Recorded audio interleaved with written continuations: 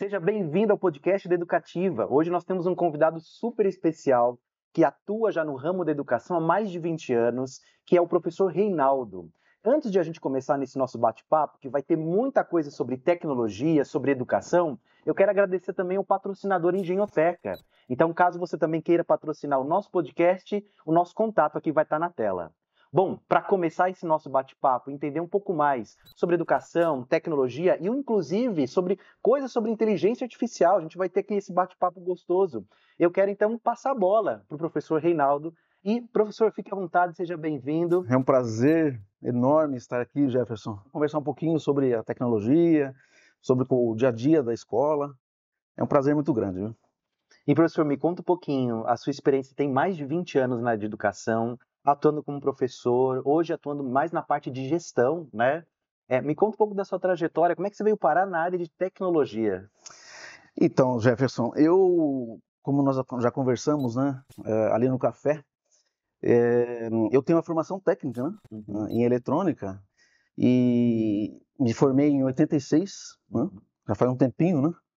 Não vai fazer a conta, mas de lá para cá eu entrei na empresa, trabalhei muitos anos na empresa, né? E depois da empresa, o que aconteceu? Eu acabei migrando para a escola.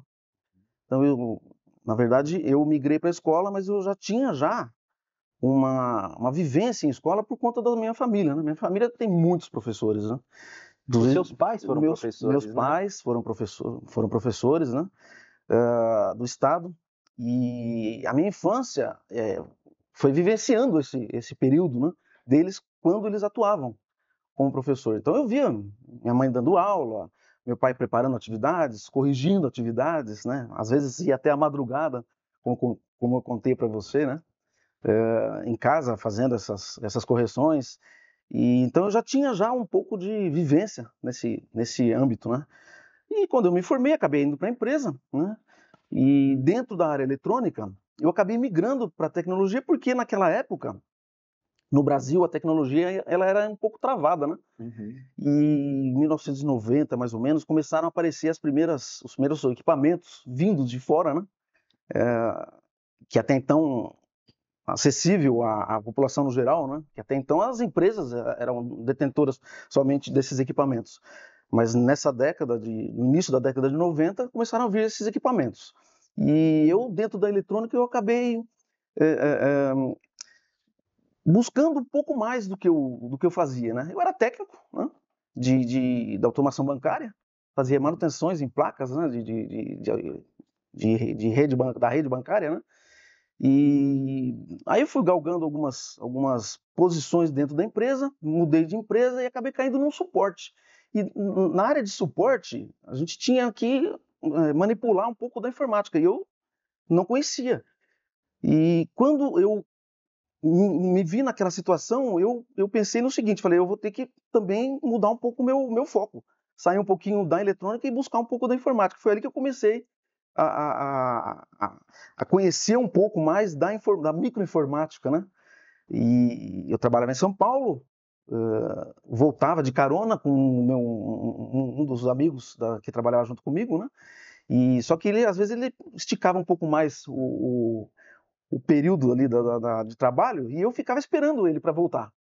Estava em São Paulo, né?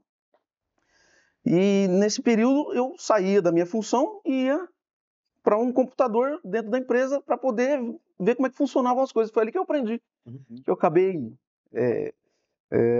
conhecendo um pouquinho da microinformática e buscando equipamentos, né? Enfim. E aproveitando, Rinaldo, nessa época, na década de 90, foi o grande boom também do uso de computadores dentro de sala de aula. O legal é que, pelo que você contou, você já pegou esse começo desse boom, né? Logo dentro de sala de aula.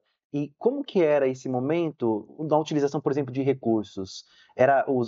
Você já utilizava os computadores na sala de aula? Como que começou o seu processo de ser professor? Eu comecei como professor quando eu fui para a escola, né? Uhum. Porque até então eu era um técnico, né? Sim. Depois eu passei para um suporte, fui, né, subindo alguns níveis hierárquicos dentro da empresa, Uhum. né? E das Isso empresas pela ainda qual não na passei. TIP? Não. Eu Não. fui para a ETIP em 98, né? 98. É. E até 98 eu trabalhei na empresa, né? Uhum. Então, assim, a experiência que eu tive na empresa, eu levei para a escola, né? Ah. E foi ali, em 99, que foi a primeira turma, né, em Uhum. 1999, de técnico em informática, na verdade era técnico em processamento de dados, né? Uhum. Não era nem informática, né? Utilizava aí a nomenclatura de processamento de dados, né? A escola ela sentiu uma necessidade de retomar esse curso, porque até 1990 existia o curso, porém eram equipamentos muito grandes, assim, Uhum. era difícil equipamento com escola. Uhum.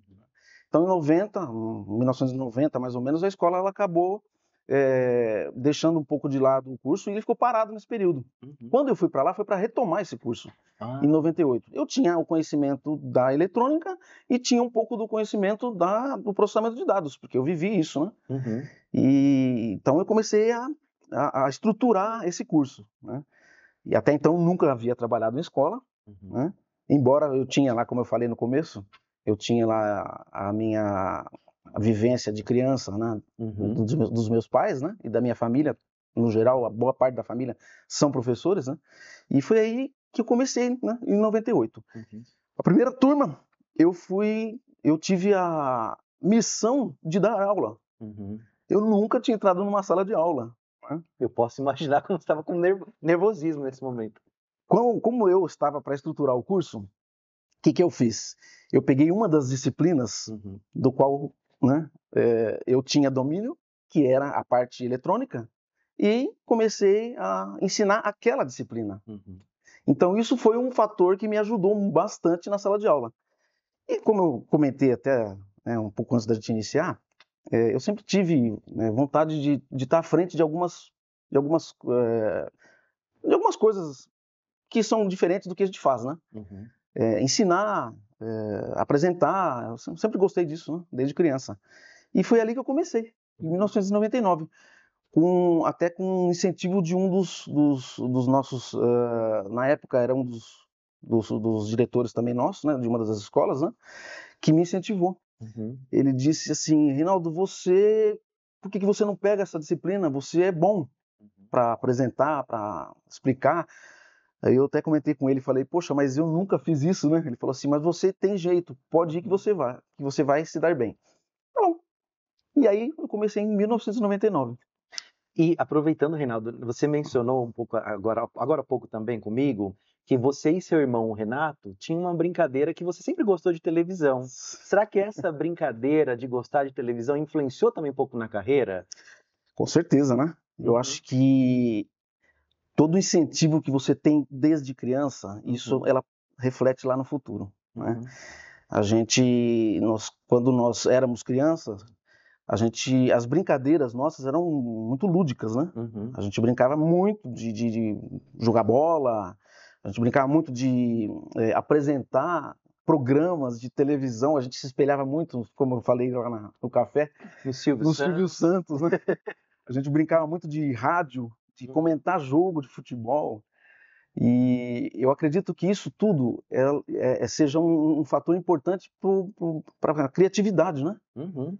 De uma criança. Nós éramos criança, Exato. né? Então a gente viveu juntos até nos casarmos, né? Uhum.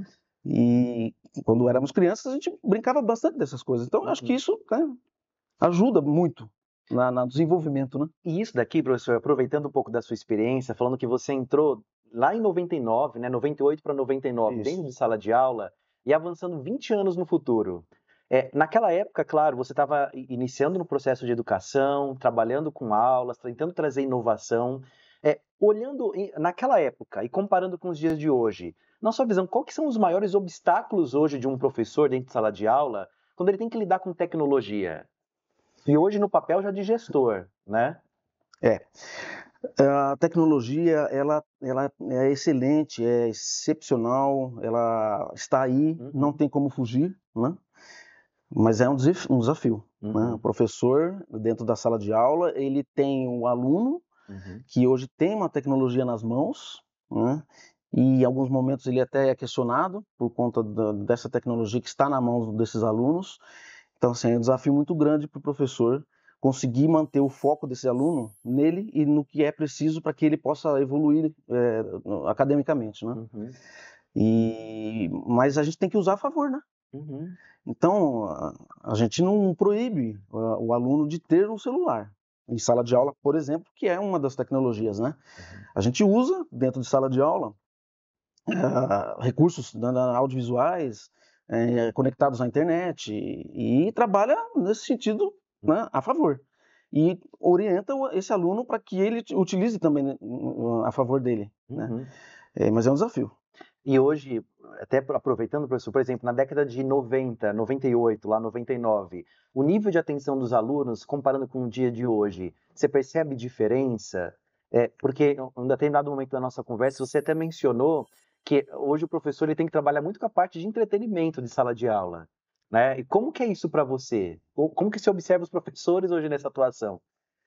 É uma missão, né? É uma É uma missão. missão, porque o professor, ele tem que atrair atenção, Uhum, ele tem que buscar recursos para uhum, que ele consiga fazer com que aquele aluno esteja focado no que é preciso, né? uhum, A tecnologia dentro da sala de aula, em alguns momentos, ela é um fator de uhum, desvio de foco, né? uhum, E a gente tem bastante situações em que os alunos eles perdem o foco, sim. uhum. Então, o professor ele tem que ser mágico, né? Ele tem que ser um artista, ele tem que ser um meio de entretenimento para aquele aluno, para que ele não perca esse foco.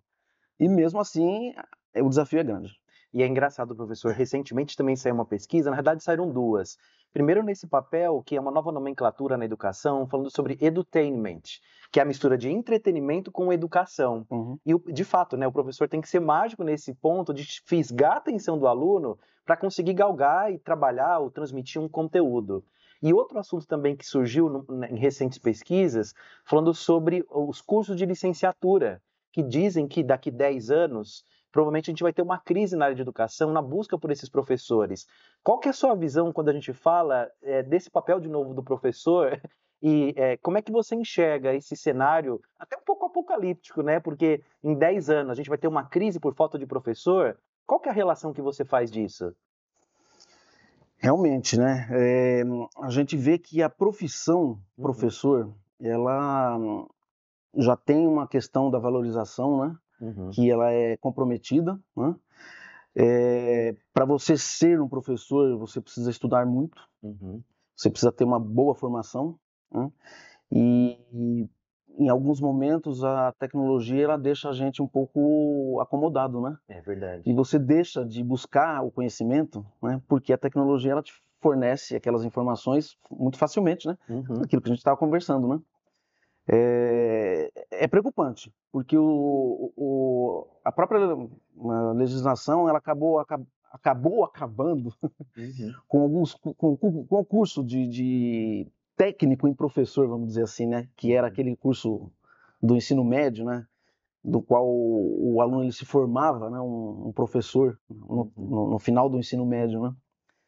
Isso há 10, 15 anos atrás, eu não me lembro direito quando que foi. Então hoje a gente tem professores que são formados lá somente a licenciatura somente na faculdade, Uhum. eles não tiveram um preparo técnico para serem professores. Algumas faculdades, algumas graduações, elas acabam não formando adequadamente, né? Uhum. Abriu-se muitos cursos em muitas faculdades, né? Por um lado bom, por outro lado acabou caindo a qualidade, né? Democratizou, mas ao mesmo Democratizou, tempo mas o nível caiu um pouco. acabou a qualidade comprometendo, né? Então é preocupante, Uhum, porque como eu falei, o professor ele precisa estar em constante formação, né? uhum, Estudar constantemente e a gente uhum. não vê essa perspectiva, É. né? Infelizmente, a gente tem esse lado que não é bom. E na sua visão, professor, esse cenário que mostra essa pesquisa é um cenário muito real? Vocês enfrentam isso na escola, de dificuldade, por exemplo, de contratação de professores? Ou ainda é um cenário que está começando? A contratação de professores é assim, eu quando faço contratação, eu busco profissionais que tenham qualificações e Uhum. profissionais que tenham mais idade, até, Hum, porque a experiência de vida também conta muito. puxa vida, faz É. sentido. Então, assim, eu procuro ter professores ligados a mim numa faixa etária acima de 30 anos. Porque já tem uma bagagem, né? E já tem uma qualificação, já tem um conhecimento, uma experiência, né? E a partir daí a gente consegue fazer um trabalho bem interessante. Abaixo disso, o aluno ele é muito imaturo, o professor é muito imaturo, né? Para conseguir essa atenção desses alunos, a gente precisa ter alguém com um nível bem apurado, senão não conseguem. E professor, a gente também conversava a respeito da inteligência artificial, né? Que muitas escolas agora estão se debruçando sobre isso para entender qual o impacto disso nas futuras carreiras. A gente já sabe que as crianças já usam, né, para trabalho, os adolescentes, especialmente no curso de tecnologia, estão careca de saber da utilização. E quando a gente olha para professor, a utilização do ChatGPT ou de outras inteligências artificiais, como é que está sendo isso nos cursos de tecnologia? O nosso curso, né, no qual está ligado a mim lá, é um curso de tecnologia, do qual você foi aluno nosso, né? Foi até um prazer muito grande receber esse convite da sua parte, né? E a inteligência artificial, ela é algo que não tem volta, né? Ela vai substituir muita profissão, né? Até da área tecnológica, né? Porque hoje em dia, com a inteligência artificial, aquilo que a gente estava conversando, né, ela aprende muito rapidamente. Ela não precisa pensar. A partir do momento que você sabe alguma coisa, eu sei alguma coisa, e a gente compartilha isso dentro da rede, isso vai para a inteligência artificial, né, e ela já capta. E ela espalha para o mundo. Então, o tempo de aprendizagem da inteligência, ela é imediato. A gente precisa de um tempo para aprender. É verdade. Né? Mas, como a gente estava falando, a questão do pensamento, a questão da criatividade, nós não vamos perder nunca, né? A gente usa a tecnologia em sala de aula, quando faz parte ali do conteúdo, faz parte daquele momento, né? E orienta esses alunos para que eles utilizem da forma correta. Né? E na sua visão, professor, o que é a forma correta? A forma correta para que o aluno possa utilizar seria no sentido de colocar alguma coisa para que ele pudesse aprimorar aquilo que ele está apresentando. Um trabalho, por exemplo, ele pode incrementar aquilo com a ajuda da inteligência e não usar a inteligência para fazer o trabalho. Então, acredito que... A gente está perdendo uma oportunidade de trabalhar o raciocínio, o pensamento crítico, na sua visão? Está. Para aqueles que não estão preparados, está. Estão deixando de ser pensadores críticos, porque a inteligência ela faz esse papel, se você deixar. Cabe à pessoa, né? O adolescente, por exemplo, se ele não é orientado, ele vai ser engolido pela inteligência. E aí, onde estará o nosso futuro, né? O nosso futuro está aí. Muitas coisas que a gente ouvia 10, 15 anos atrás, já aconteceu, está acontecendo. E se for ver 10, 15 anos atrás, não é muito tempo. Não, é logo aí. Tá logo aí. Se olhar, é que assim, quando você olha 10 anos para frente, parece muito tempo, né? Mas olha para trás 10 anos. Você vê que passou muito rápido. Exato. E a tecnologia, ela tá a todo instante. A gente não consegue acompanhar tudo, mesmo sendo da área. E esses alunos que vêm para o curso de tecnologia, professor, eles já vêm com essa mentalidade? Ou é uma coisa que, por exemplo, dentro do curso vocês abarcam a respeito do uso de inteligência, ou como utilizar, ou como desenvolver pensamento crítico? A gente trabalha a autonomia desse aluno, né? Lá em sala de aula. Quando o aluno ele ingressa no curso técnico, a gente faz com que ele tenha a visão de que isso ele vai usar lá no futuro, né? Sendo ele o técnico ou não, né? Trabalhando ele como técnico ou não. Então a gente trabalha muito essa questão, da responsabilidade desse aluno, da autonomia que ele tem, né? Dos recursos tecnológicos, eles aprendem todos os recursos tecnológicos, tanto dentro da área da tecnologia, como o uso das ferramentas, porque hoje tem uma infinidade de coisas que você pode explorar. Cabe, volta a falar, né, a orientação. Se você não tem orientação, você pode usar para um algo, né, vamos dizer. como tudo, né? E Reinaldo, estava vendo esses dias um lançamento do Google, que é a nova inteligência artificial dele, chamado Gemini. E olha, eu achei interessante, porque isso é um case, nós que somos da área de educação, né, e especialmente no nicho da tecnologia, eu achei que foi uma sacada muito forte deles. Basicamente, o que eles fizeram? Pegaram o conteúdo, por exemplo, apostilado, que geralmente os cursos de educação utilizam, né, na sala de aula, eles subiram e eles prepararam uma trilha de aprendizagem especial para cada aluno, baseado em cada dificuldade ou desafio que esse aluno enfrenta, né? E quando a gente olha para a inteligência artificial, eu fico muito.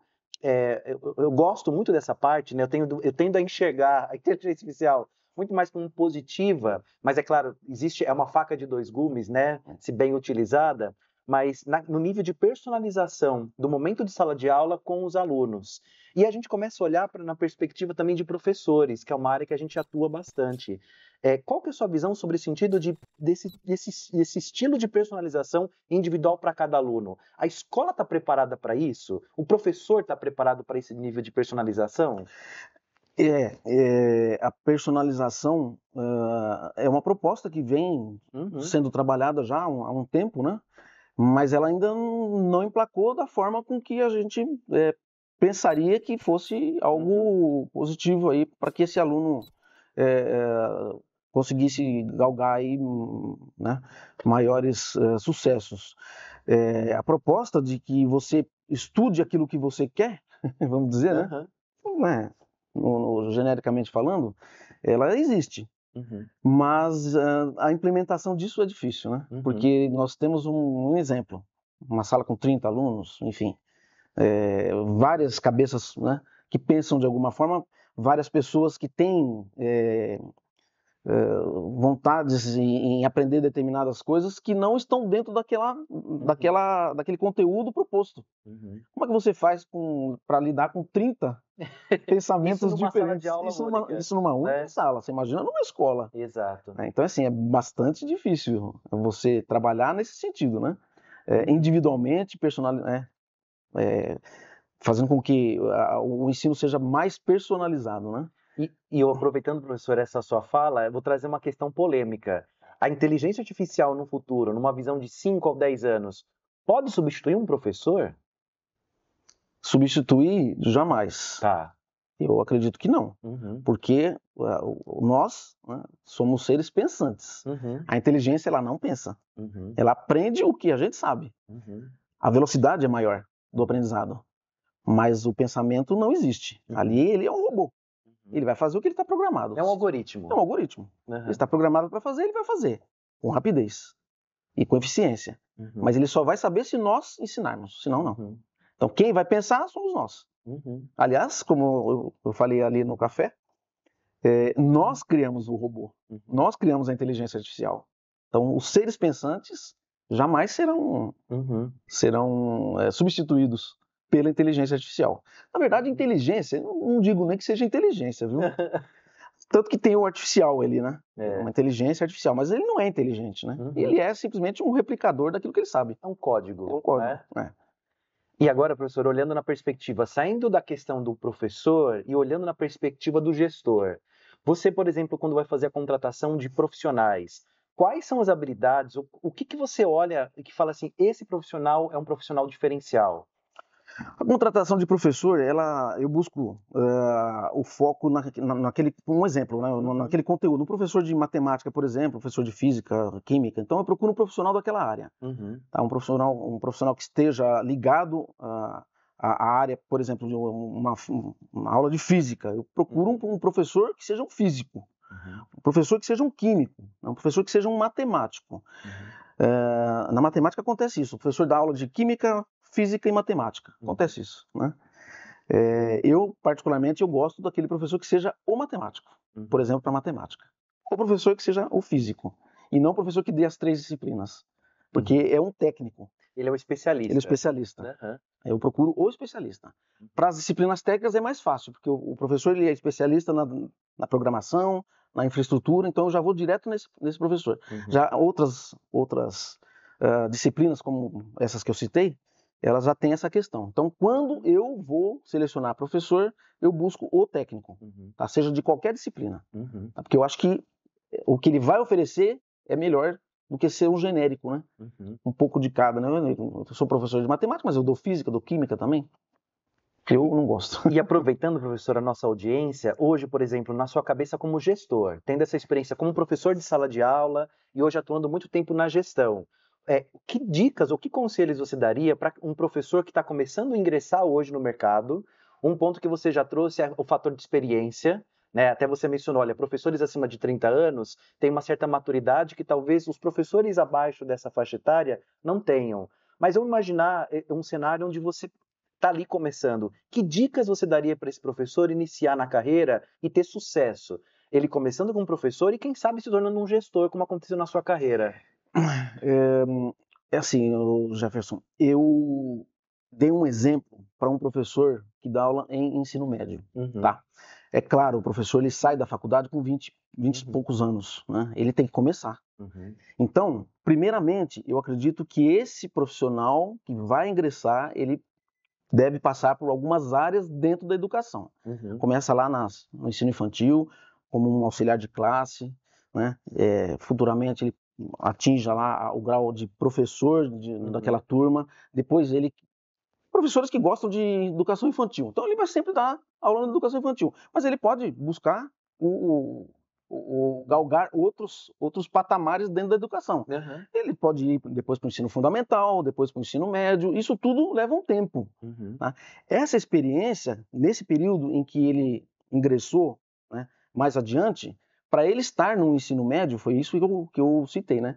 Tá? Ele vai estar nessa faixa etária dos 30 e tantos anos, né, de idade, para poder encarar o adolescente, porque a gente sabe que o adolescente ele é um ser que está em formação, ele é muito questionador, ele, né, tem uma série de situações em que uma pessoa, uma idade muito próxima dele não vai conseguir atender a necessidade que ele precisa. Por isso que eu busco para o ensino médio professores mais velhos, por conta da experiência de vida também, inclusive. Para aquele que está começando, eu acredito que dentro de uma escola, né, que é uma empresa, embora seja uma escola, mas também é uma empresa, ele vai, né, trabalhando com essas faixas etárias e vai subindo à medida que vai passando o tempo. E ele vai adquirindo experiência. Porque a criança também ela te ensina muito. Né? Ela te dá muita troca. É importante. Eu acho que a vivência ela é muito importante. Não só a formação acadêmica, mas a vivência em sala de aula, dentro da escola. E é claro, à medida que isso vai se avançando, você pode se tornar um gestor com uma vivência. Mas ele tem que passar por todas essas fases. Porque para você fazer uma gestão, você precisa saber do que você... né? Do que você está tratando, né? Exato, você precisa ter tido a experiência, passar pelo que eles passam, né? Os professores, a gente até brincou, né, que a gente tem que tirar o chapéu, porque ser professor é realmente um momento mágico e super desafiador, né? A gente tem aquele sonho que quando sai da faculdade a gente vai mudar a educação, e quando a gente se depara com tantos desafios que o professor tem em sala de aula, a gente fala, realmente, é um processo desafiador. Educação não é um nicho fácil. Não é fácil. Né? E até voltando àquela pesquisa, é por essa, talvez essa e uma das outras inúmeras razões que a gente está tendo menos professores. Talvez a gente entre numa crise daqui 10 anos, né, nos cursos de licenciatura. Mas aí, professor, vamos voltar um pouquinho para a parte de gestão. Hoje você, mais maduro, mais experiente, tendo passado por todas as fases como professor, existiu um momento na sua transição de carreira de professor para gestor que você encontrou alguns desafios, né? Em um momento até que você teve que abdicar do cargo de professor para assumir uma gestão. Por que isso aconteceu? Ou como isso aconteceu? Jefferson, é assim, como eu comentei, né, antes até, eu sempre, dentro da área tecnológica, ela como avança muito rápido, né, eu sentia a necessidade de ter essa atração do aluno. Então, eu procurava ser bastante dinâmico, levar novidades, fazer com que a aula não ficasse somente naquele diálogo com o aluno, ou então só na lousa. Eu procurava dinamizar essa aula para prender a atenção desse aluno. E aí o que aconteceu? No decorrer dos anos, eu acabei, né, tendo que deixar a sala de aula, né, com muita tristeza, porque eu não estava conseguindo levar o que eu queria para esses alunos. Uhum. Eu gostaria de estar levando muito mais e não estava dando tempo por conta das minhas atividades. E eu assumi algumas funções dentro da escola, né? Na parte administrativa, na parte de gestão, e por conta disso eu acabei sendo obrigado a deixar a sala de aula. Como eu falei, né? Acabei tendo que deixar no meio no final de um trimestre.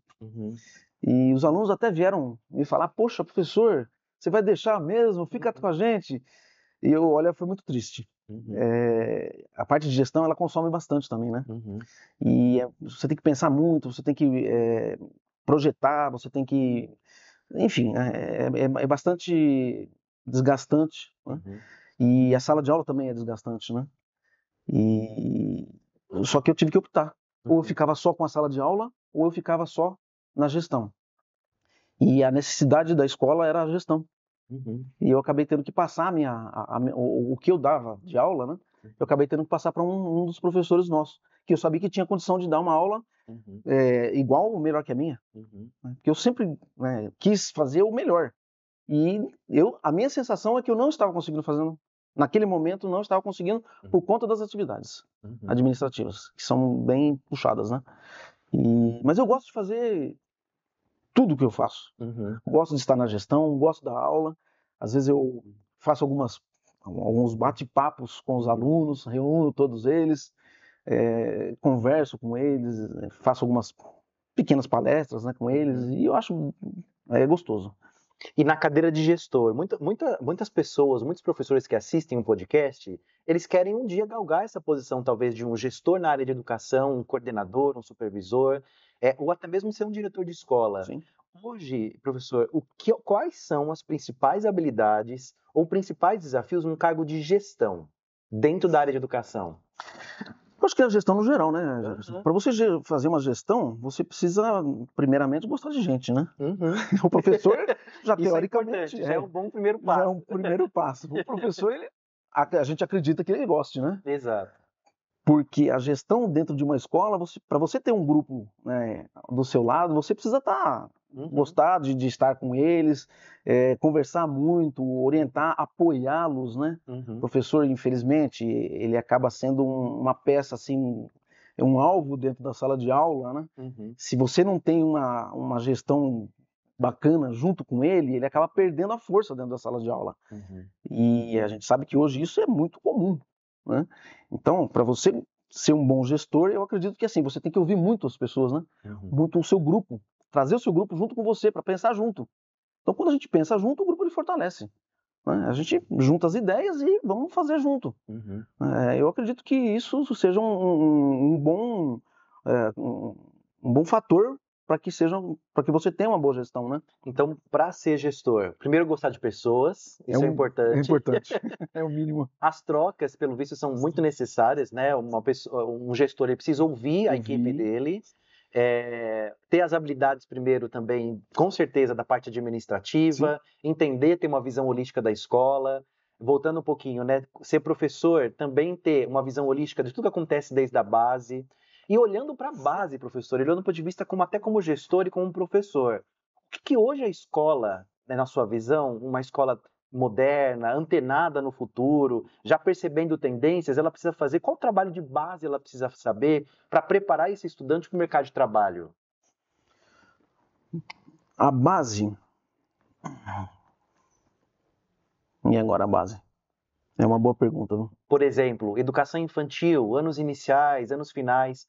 Será que esses professores estão preparando essas futuras gerações para esse advento, como você mencionou, de uso de inteligência artificial, até essa questão de carreiras? Então, a gente mencionava até sobre as carreiras de ser influenciador, que a gente tem percebido um movimento, especialmente aqui na educativa, de conversas com gestores, de professores abandonando o seu cargo de gestor para migrar de carreira, virar influenciador. Será que, de certa maneira, a escola está preparando para um cenário de carreiras que ainda talvez nem existam, ou que ainda estão em ascensão? A escola, ela se preocupa muito com o conteúdo, né? Do que é dado para a formação acadêmica do aluno, né? Então, talvez ela deixe um pouco de lado, sim, essa questão. Embora lá na escola a gente tenha algumas ações que colocam isso para os alunos, né? Desde criança. Então, hoje é assim, uma criança ela nasce com a tecnologia que é o celular na mão, né? As famílias elas acabam até exagerando nesse sentido, né? Porque para dar sossego para os pais, ele acaba entregando o celular na mão da criança para que ela deixe eles em paz. Né? Eles acabam deixando de dar atenção para a criança, né? Dessa forma. A tecnologia ela está aí, né?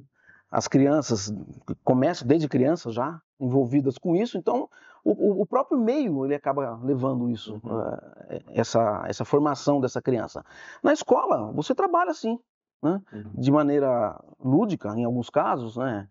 Trabalhando com programações de montagem de robozinho, né? Com inglês para criança desde o começo, né? Para que ele lá na frente ele consiga ter essa bagagem acadêmica para poder ter um futuro, né? É difícil você lidar com a competição, acredito, né? Com o que está na rede, né? Os alunos eles têm aquela visão hoje, né, que o jogador de futebol ou esse profissional das redes sociais, né? Que é um profissional agora, virou uma profissão, né? O influenciador, né? O influenciador. Eles têm a visão de que esses profissionais, somente eles que têm sucesso, né? Porque é o que a mídia coloca. É midiático, né? Midiático, é o que a mídia coloca.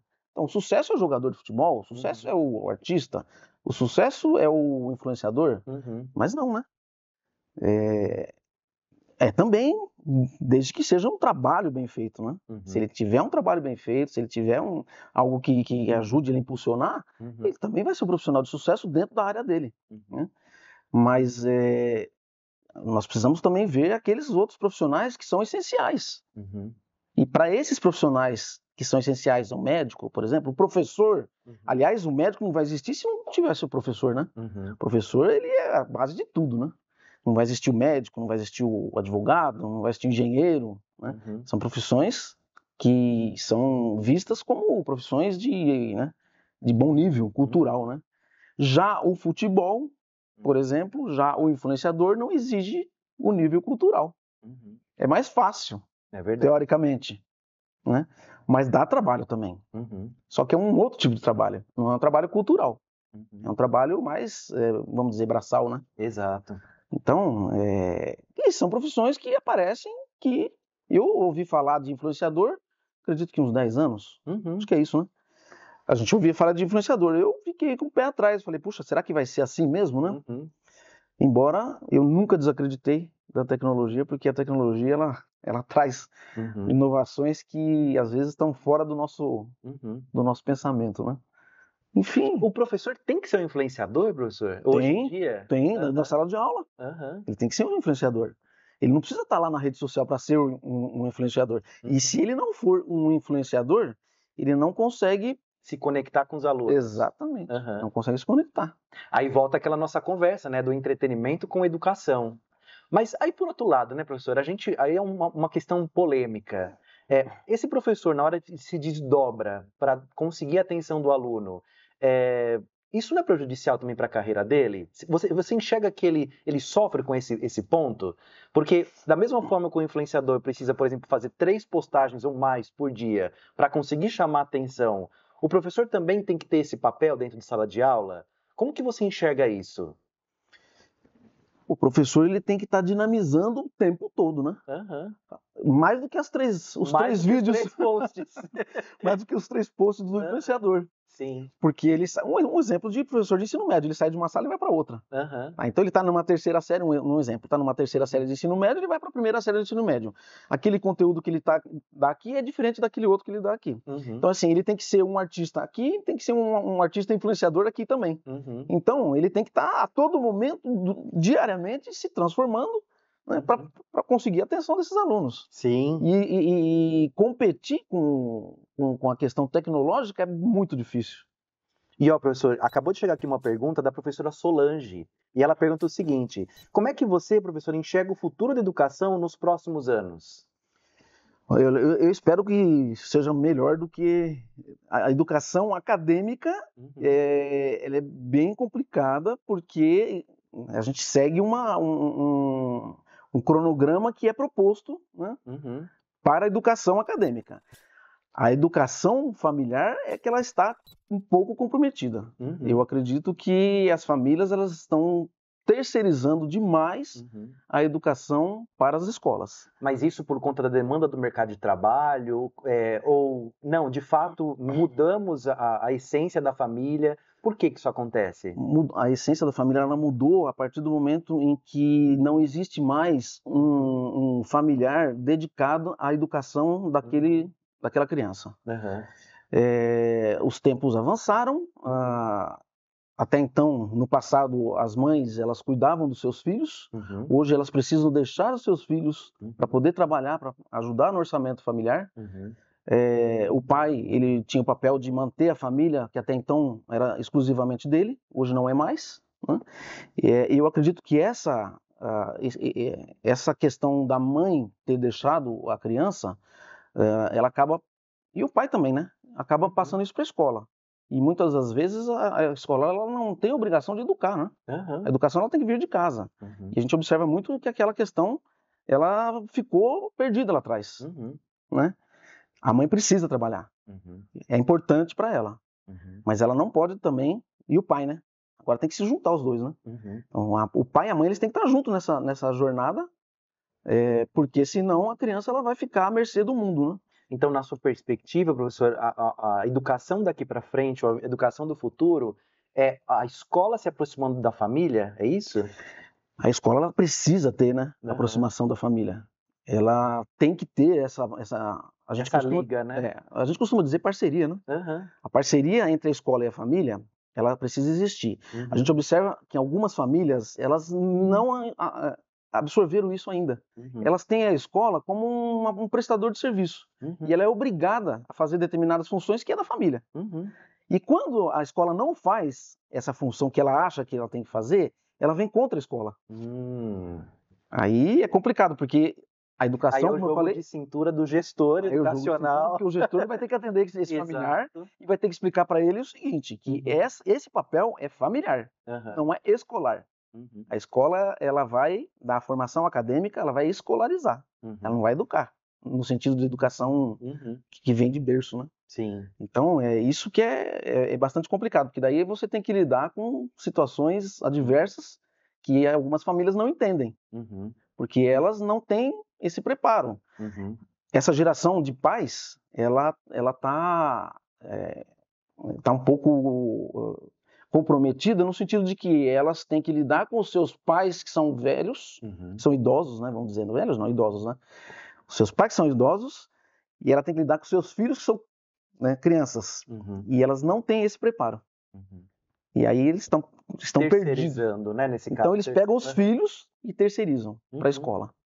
Esse é o maior problema, né? Temos excelentes famílias, mas temos outras famílias também que são complicadas nesse sentido. Mas a gente consegue explicar, trabalhar, mostrar. Eu atendo, em alguns casos, familiares que pensam dessa forma e a gente consegue um bom sucesso nesse sentido. Eles passam a entender qual é o papel da escola. Interessante. Chegou mais uma pergunta do Gabriel Montalvani. Ele diz o seguinte: o que mais motiva no seu trabalho como gestor, ou pesquisador, ou educador? Eu adoro fazer o que eu faço. Então, primeiramente, se você não gosta do que você faz, né, você não tem motivação. E eu gosto de gente, né? Isso é importante. Embora eu seja técnico, hein? Eu sou técnico. Minha formação é técnica, né? Como eu falei. Tem um pezinho na humanas lá. Tem um pezinho na humanas. Porque eu acredito que lá atrás, né, eu tive essa vivência de criança em escola, via muito os meus pais trabalharem essa questão, né, de escola, e acho que isso, né, a gente carrega, né, tá um pouco no DNA, né. Então eu gosto de atender, eu gosto de ensinar, eu gosto de fazer o que eu faço, né. Praticamente eu saí da empresa e caí numa empresa também que tem tudo isso. Porque até então, quando eu era técnico, eu não tinha esse lado humano, né? Eu lidava com máquina, com equipamento somente. Aí eu passei a lidar com gente quando eu fui promovido a um suporte ao usuário. Né? Que eu trabalhei durante uns 5 anos como suporte ao usuário. E aí, a partir daí, eu comecei a lidar com gente. E aí eu desenvolvi. Né? Sempre visando a necessidade, sempre pensando no bem-estar dele, do que ele precisava para resolver problema para ele. Então, acabei desenvolvendo isso e fui parar na escola. Olha, tem mais uma pergunta aqui chegando do Henrique Ferreira. Ele diz o seguinte: algum mentor ou uma figura inspiradora que te influenciou na sua carreira significativamente, que te ajudou? A carreira, a gente acaba se espelhando em algumas pessoas, né?